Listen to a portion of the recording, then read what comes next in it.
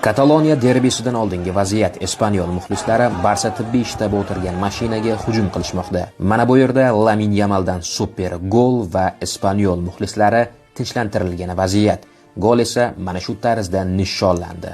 Bu yerda Rafinha va Fermin Barsa prezidenti Joan Laportani kiyinish xonasiga olib kirishyapti. Bayramona kayfiyat. Shunchaki respekt. Real Madrid birinchilardan bo'lib Barselonani chempionlik bilan tabrikladi. Bu kadrlarda esa chempionlikning asosiy sababchilaridan biri Pedriga jamoadoshlari minnatdorchilik bildiryapti. E'tirof. Kataloniya ko'chalarida bayram, Barsa avtobusi Joan Gamper sport majmuasi oldida mana shu tarzda kutib olindi. Bu esa avtobus ichidagi holat. Balde, Casado hamda Gerard Martinning kayfiyati a'lo. To'y ertalabgacha davom etadi. Ketib qolish yo'q.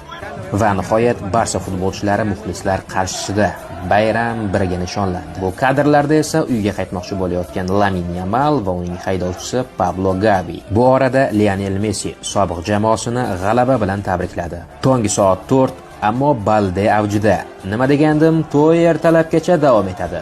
Mana bu kamera bizni suratga olyapti. Mana bunday nishonlaymizmi?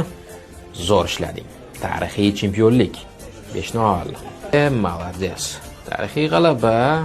Hansi. Oson bo'lmadi.